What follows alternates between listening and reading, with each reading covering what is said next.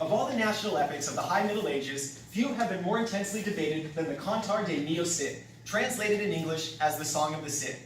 The Cantar is a poem in 3 parts, which follows an embellished account of the career of Spanish national hero Rodrigo Diaz, who has become known to history as El Cid. While traditional historians of Spain have considered the Cantar merely a written version of a pre-existing oral tradition begun just after El Cid's death, historian Colin Smith has argued that the work was an original creation, penned by an educated cleric in the 13th century. Historian James Burke has additionally observed that the poem contains many stylistic elements commonly employed by educated medieval writers. As such, a new interpretation of the poem properly places it within the medieval genre known as a mirror for princes, works either fictional or historical, written with the intent of educating rulers regarding which virtues they ought to cultivate. Spanish medievalist Rodriguez de la Peña has written on the development of royal virtues in medieval Spain, the foremost of which were courage, charity, and wisdom.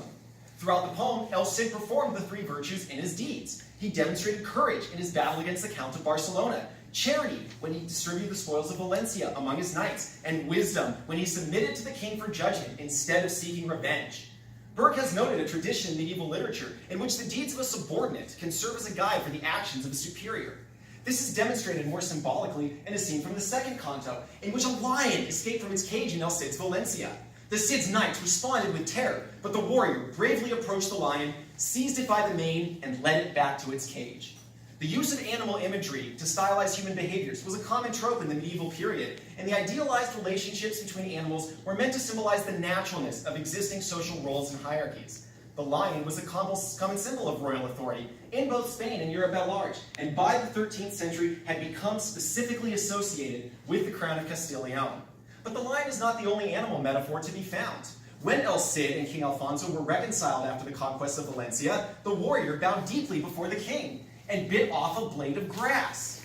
The horse was also immensely important in medieval literature as the symbol of both chivalry and obedience. Throughout the poem, El Cid was described as a steadfastly loyal vassal to Alfonso, even as the king returned his loyalty with distrust. Near the end of the Cantar, after finally receiving justice from the king, El Cid made a gift of his best horse in a sign of submission, which the king then immediately returned as an act of royal generosity. At the poem's conclusion, King Alfonso, having been led by the Cid, is now in possession of the 3 virtues formerly performed by him. By placing the poem in its proper social and literary context, we can gain a better understanding of El Cid that continues to move us away from nationalistic myth-making and toward a more authentic historical understanding of medieval Spain. Thank you.